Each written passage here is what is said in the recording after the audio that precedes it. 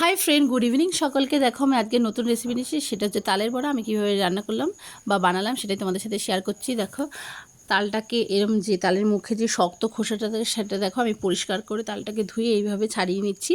তবে part by part তালের খোসাগুলোকে আমি এক এক করে এইভাবে ছাড়িয়ে নিচ্ছে। এখানে কোনো আমি জল ব্যবহার করব না, উইদাউট জলে আমি তালের এই কাইগুলোকে বার করব। দেখো, তালটাকে আমি ভেঙে নিয়েছি হাত দিয়ে এইভাবে। এই তালে তিনটে আটি হয়। দেখো, তালটাকে এইভাবে ভেঙে নিয়ে তারপর আমি ছুরির মধ্যে তালটাকে এখানে ঘষে নিচ্ছি। দেখো, তাতে কোনো আঁশগুলো যায় না, যে তালের একটা আঁশ থাকে সেগুলোও যাবে না। তালটাকে এইভাবে ঘষে নেব। তারপর যে কাইগুলো বেরোবে সেখানে আমি কি কি ইনগ্রিডিয়েন্টস দিয়েছি সেটাই আমি বলে দিচ্ছি একবার।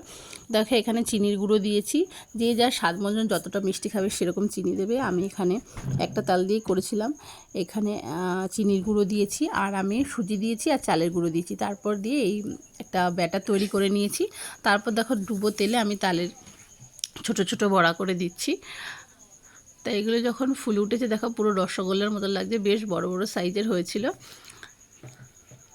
তোমাদের কেমন লাগলো আমাকে একটু কমেন্ট করে জানিও। ভালো লাগলেও লাইক, শেয়ার, সাবস্ক্রাইব করে দিও। আর কোথা থেকে দেখছো সেটাও একটু মেনশন করে দিও। দেখো, বেশ ফুলে উঠেছে। আর তালের বড়া খেতে কার না ভালো লাগে। চলো, আজকের মতো রাখছি। Tata, by.